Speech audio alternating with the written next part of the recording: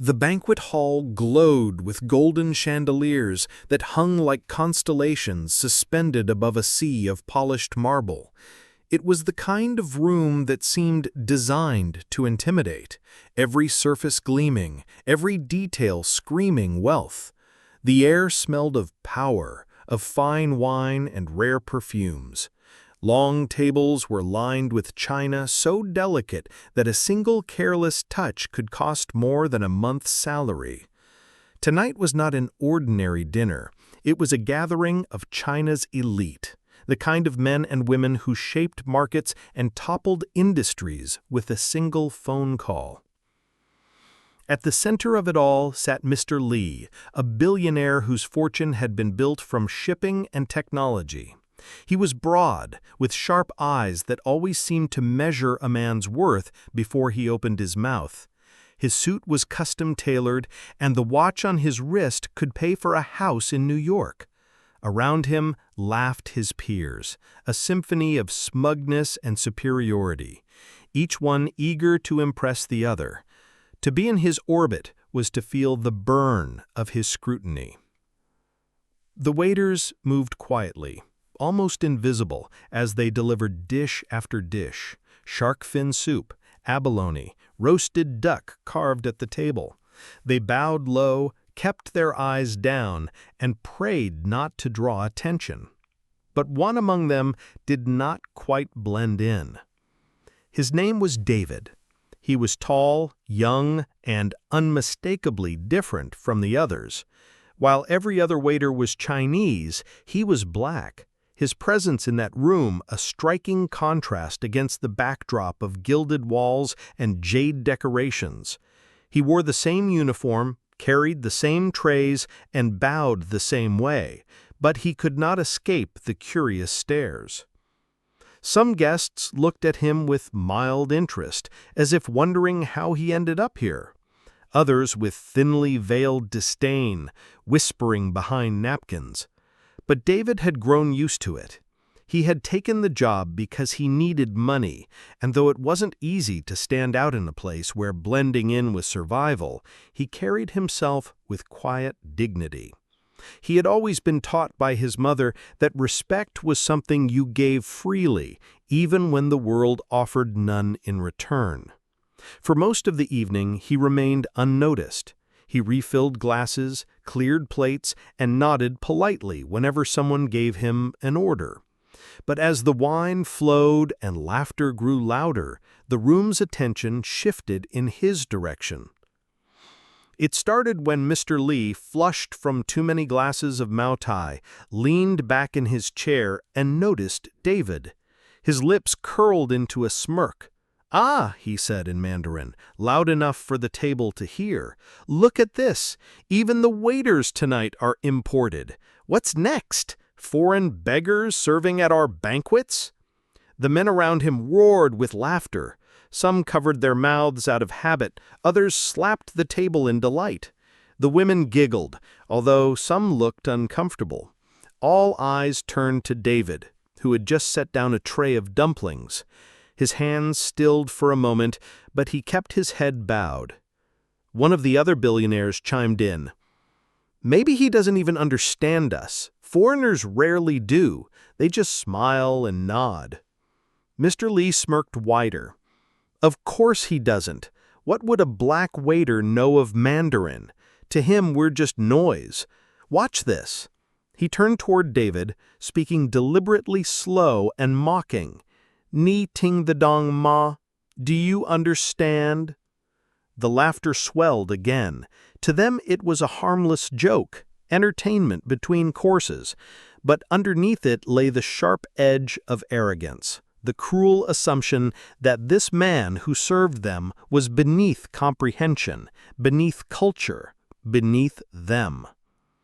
David's chest tightened.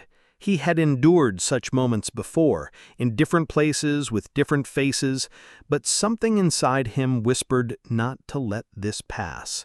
He could feel the weight of dozens of eyes pressing down, waiting to see whether he would cower or crumble.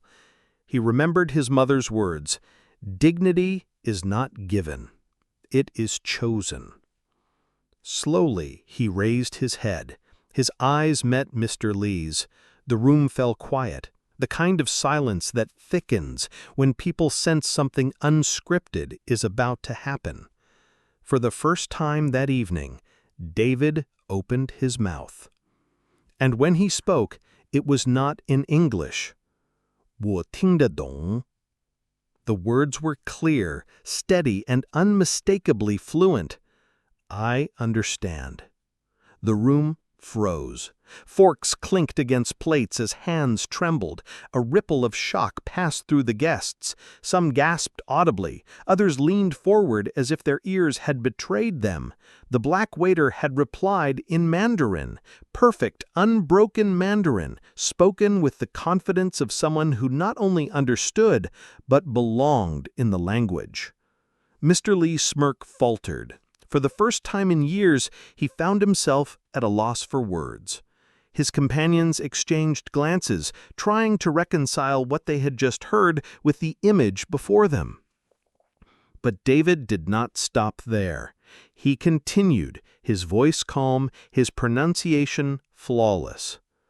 我不只听得懂，我也会说。你们以为我只是一个不会听的服务员，可是我在中国生活多年，我学过你们的语言，你们的文化。Translation fell like thunder in their minds. I don't just understand, I can speak. You thought I was just a waiter who couldn't listen, but I have lived in China for many years. I studied your language, your culture. The silence deepened. No one laughed now. One of the women at the table covered her mouth, whispering, 天哪，他的中文比我的儿子还好. My God, his Chinese is better than my son's. David's heart pounded, but his face remained composed. He bowed slightly, as if the outburst had been nothing extraordinary, and then quietly reached for the empty tray on the table.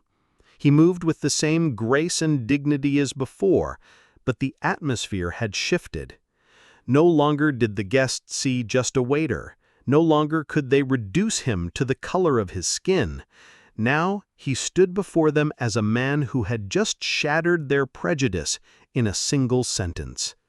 Mr. Li, red with embarrassment, forced a chuckle. "Impressive," he muttered, his tone stiff, but his eyes betrayed something deeper, an anger born not from hatred, but from humiliation. He had mocked this man to elevate himself, and instead he had been made the fool. For a billionaire whose reputation rested on power and control, such a moment was unforgivable.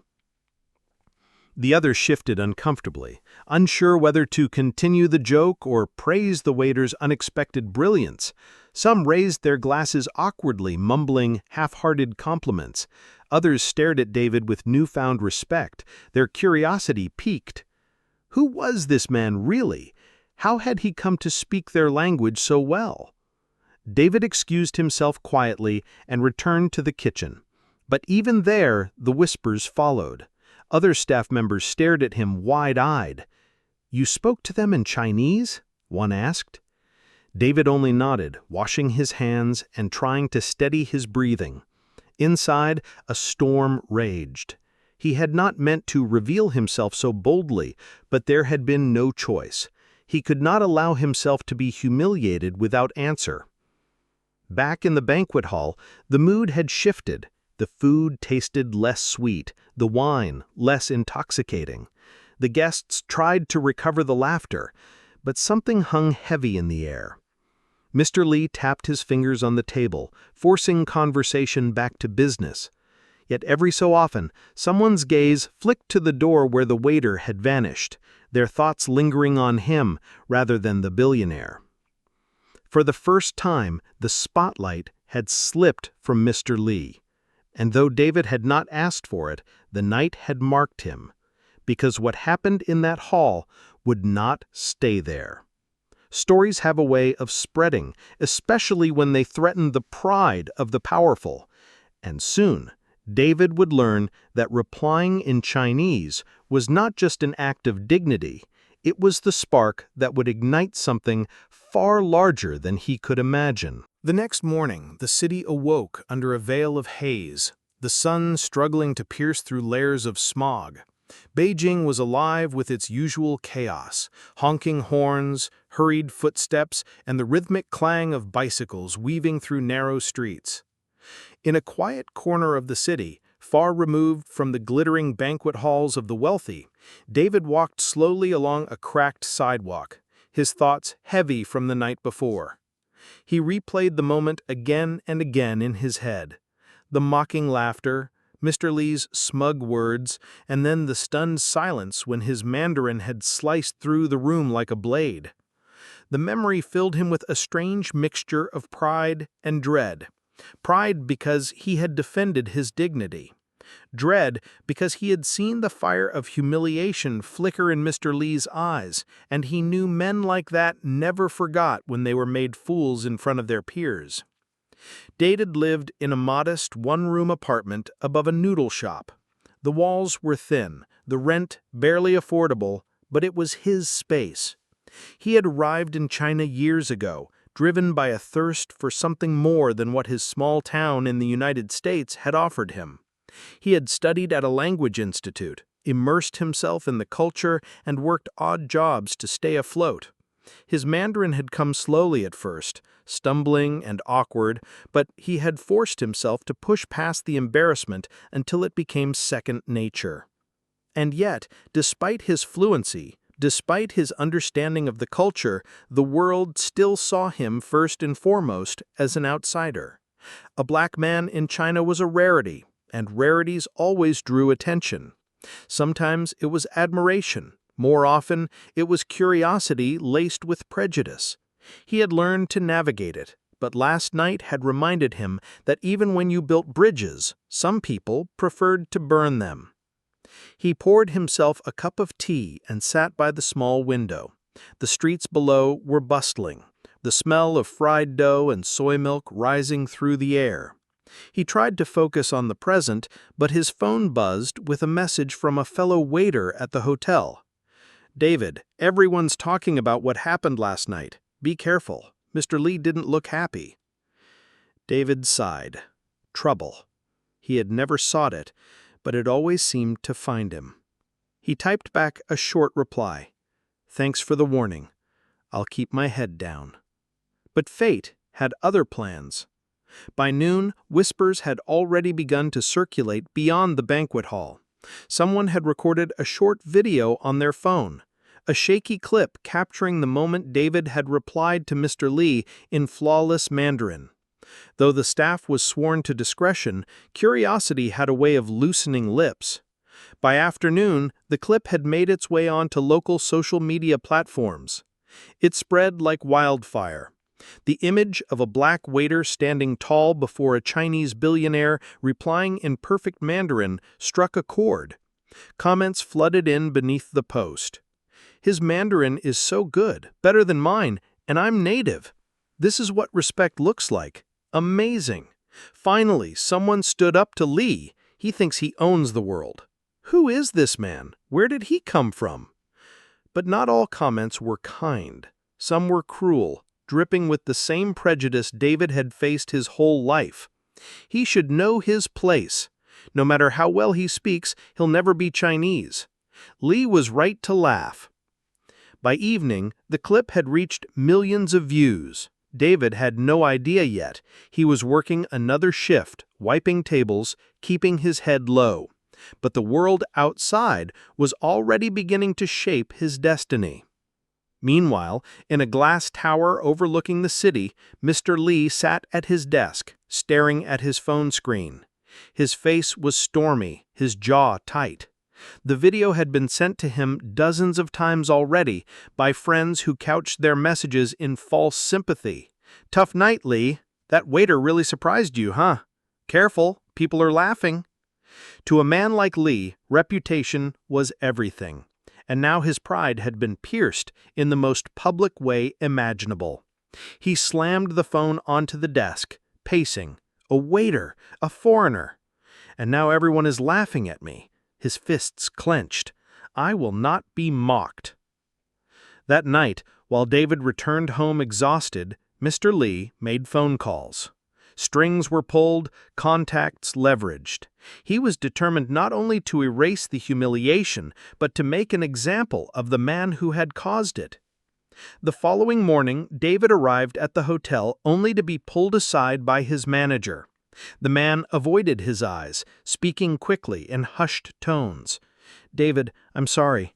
The board received complaints. You're dismissed, effective immediately." David blinked, stunned. Complaints? For what? For doing my job? For speaking Mandarin? The manager shook his head helplessly. "You know how it is. Some people, powerful people, they don't like being embarrassed. My hands are tied." David's chest burned. He wanted to shout, to demand justice, but he saw the fear in the manager's eyes. This wasn't his doing. The strings led back to Lee. He swallowed his anger, nodded once, and turned to leave. As he stepped out into the cold morning air, jobless and uncertain, his phone buzzed again. Another message, from a stranger this time. "I saw your video. The whole country is talking about you. Don't give up. You've inspired many of us." Confused, David opened the link. His eyes widened as he saw the clip of himself in the banquet hall, viewed over 10 million times. The comments scrolled endlessly, people debating, praising, criticizing. He scrolled faster, his heart racing. Somehow, the private humiliation had become a public spectacle. But yet, buried among the noise, he saw something else: hope. Messages from students wanting to learn languages, from foreigners living in China thanking him for representing him with dignity, from young Chinese people who admired his courage to speak up. For the first time, David realized that his voice carried farther than he had ever imagined. But fame, even uninvited, is a dangerous thing.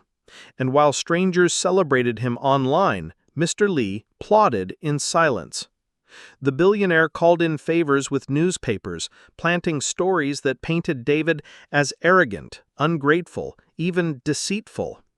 One headline read, "Foreign waiter insults Chinese billionaire, disrespects tradition." Another claimed he had faked his Mandarin to gain attention. But truth has a stubborn way of surviving. Videos of David speaking Chinese in other settings began to surface, posted by former classmates, colleagues, even neighbors. Each clip only deepened the admiration people felt for him. Soon, reporters came knocking on his door. Cameras flashed as they asked him to share his story. At first, David refused. He wasn't interested in being a spectacle, but as days passed, he realized that silence would allow others to control the narrative. If he did not speak, Lee's version of events would dominate. So one evening, in front of a small crowd of journalists, David finally told his story. He spoke of his journey to China, of the struggles and isolation, of the countless hours spent learning a language most thought he would never master. He spoke of his respect for Chinese culture, for the teachers and friends who had guided him. And he spoke of dignity, that it was not about race or wealth, but about treating each other as equals. His words struck like lightning. The clip went viral overnight, shared not just in China, but across the world. News outlets from America, Europe, and Africa picked up the story. Black waiter stuns Chinese billionaire with fluent Mandarin. The narrative had shifted. No longer was it a story of humiliation. It was one of resilience, of breaking barriers, of challenging prejudice. But with each wave of attention, the shadow of Mr. Lee loomed larger and larger. He was not a man to forgive or forget. And as David's name grew, so did Mr. Lee's determination to silence him once and for all. Because for men like Lee, power was not simply wealth, it was control. And David, without meaning to, had just become the first man to slip beyond his grasp. The days that followed felt like a storm David had been thrown into without warning. Everywhere he went, faces turned toward him. On the subway, strangers whispered his name. In the market, people stopped him to ask for photos. Some thanked him for giving them courage. Others simply stared, unsure what to make of a black man who spoke Mandarin more fluently than many of their own children. David had never wanted fame, and the attention left him restless. Yet he also couldn't ignore the letters and messages flooding his phone. A university student wrote, "You've inspired me not to give up on learning English." A single mother from Kenya messaged, "My son is studying in China. He faced the same ridicule you did. Your story gave him strength." For the first time, David realized his life wasn't just his own. His actions had rippled far beyond that banquet hall, touching people he had never met. But pride didn't settle long in his chest. It was quickly overshadowed by unease. Because while many praised him, others still mocked, ridiculed, and even threatened him. And behind it all, he could feel the presence of one man watching like a hawk, Mr. Lee. The billionaire hadn't forgiven, and he certainly hadn't forgotten. In his high-rise office, Lee read every article, every headline, his jaw tight with fury. His empire had been built on respect, on fear, on the perception that he was untouchable. But one waiter, one foreigner, had cracked that facade. And for that, Lee believed there could be no forgiveness. So, he set his plan in motion. One morning, David awoke to banging on his apartment door. When he opened it, two officials stood waiting, their expressions cold. "We've received reports you've overstayed your visa," one said. David's stomach dropped. His papers were in order, he had checked a dozen times. Still, he handed them over with shaking hands. Hours later, after endless questioning at the immigration office, they finally admitted what he already suspected. Someone powerful had lodged a complaint. Though he was cleared, the message was clear. Someone was tightening the noose. He returned home shaken. The online praise felt distant now, drowned out by the reality of what it meant to challenge a man like Lee. Alone in his room, staring at the flickering light bulb above, he asked himself if it was worth it.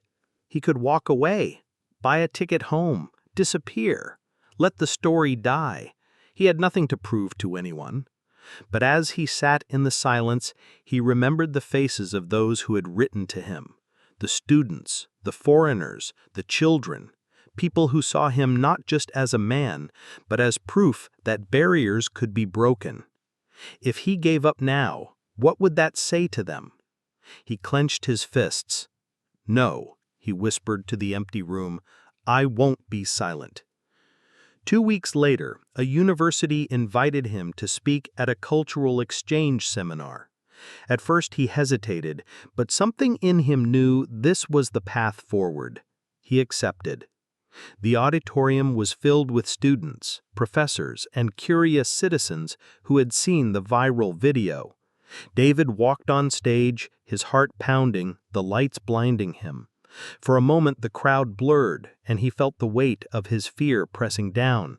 But then he remembered the banquet hall, the laughter, the fire in his chest that had carried his words in perfect Mandarin. So, he spoke. He told them of his childhood in America, where dreams often felt like luxuries. He told them of arriving in China, stumbling through words, facing ridicule, but refusing to give up. He spoke of dignity, of respect, of the belief that language could be a bridge instead of a barrier. And as his words flowed, the crowd leaned closer, not hearing a foreigner, not seeing the color of his skin, but listening to the truth in his voice. When he finished, the auditorium erupted into applause that shook the walls. Students rose to their feet, chanting his name. Tears filled his eyes as he realized this was bigger than him now. This was about every person who had ever been mocked, dismissed, or told they didn't belong. But in the back of the hall, a familiar figure sat silently, his eyes burning with fury, Mr. Lee.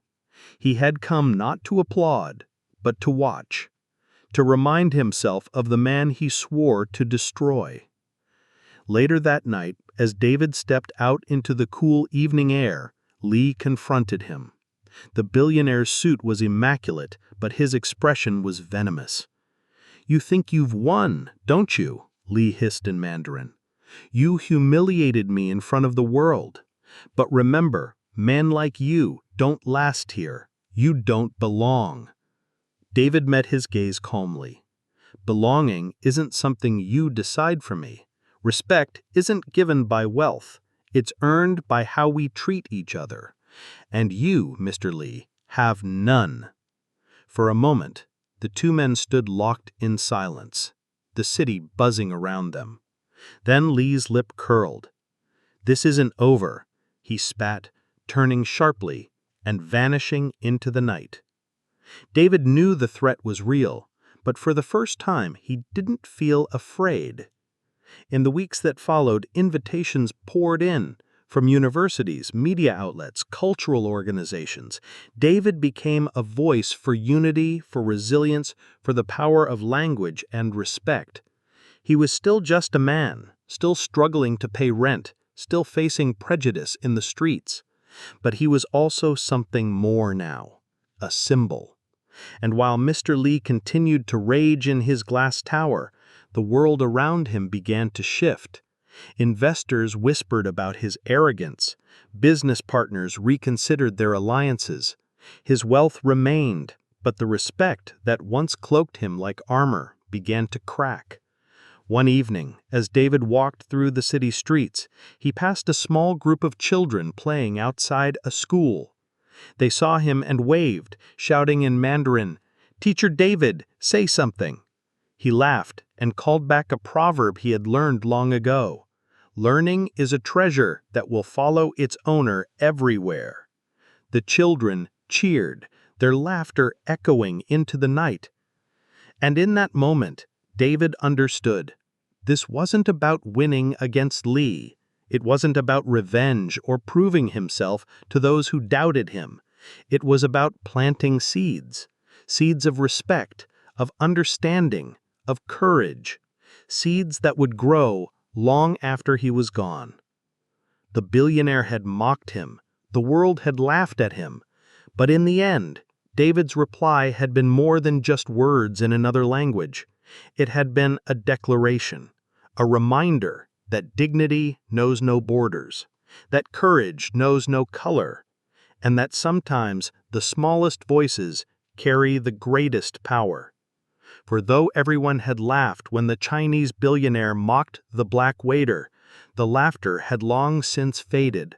What remained was the echo of his voice, strong and unyielding, in a language not his own, but claimed through perseverance, echoing across a world that could never again pretend not to hear.